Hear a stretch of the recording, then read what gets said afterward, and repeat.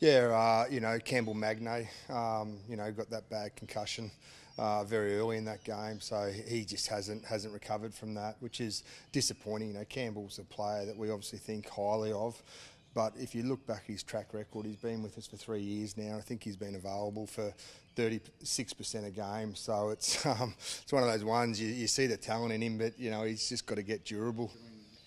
Yeah, just now, obviously, concussion protocols are really strict now, which is fantastic for the safety of the players, but just means that, until he gets symptom free, that he can't progress to the next stage. Must be pretty bad then. Headaches, or what symptom you're talking about? Oh, you just got to be symptom free, so you got to be, headache free or, pain free.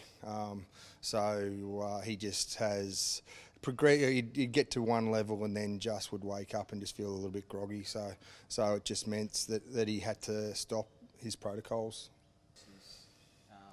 You were pretty scathing of it afterwards. Scathing's a very polite word. It was a long flight back. Yeah, I showed them the last few minutes of that game yesterday afternoon before we trained. For me, the last few minutes summed up that performance. We had a line out 5 metres out that we stuffed up through our own doing.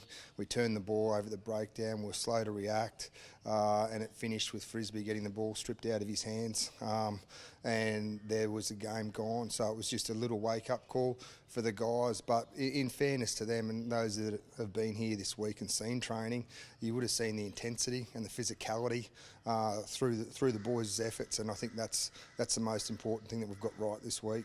What was the reception? You sort of answered it, I think, Ben, but what was the reception after you showed the video and then they went out to do? There was no real reception to it. It was just, hey, listen, we I reckon, and I'm a bit lucky in a sense that I was on the other side. I coached the force.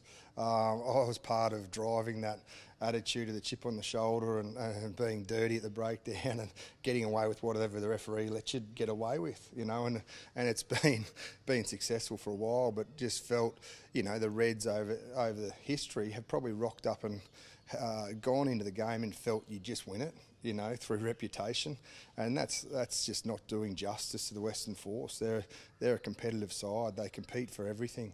They're desperate, and you've got to be as desperate as them and show them that respect that they deserve. And I think you'll see a team on Friday night that will do that.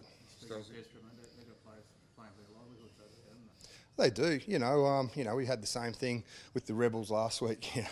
The state of Australian rugby at the moment, where 1 week it's the Rebels, 1 week it's the Force. We went into the Rebels game, with them under a lot of pressure as well, and we were able to come through and get the win. So hopefully we do the same Friday.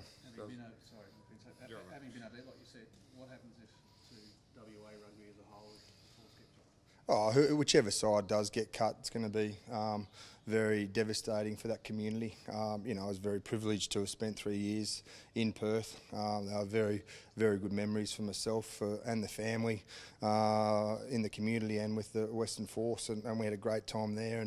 And it would be, very sad to see them gone, but the reality is one team will be gone, and I can't affect that. So, there's not much more I've got to say on that.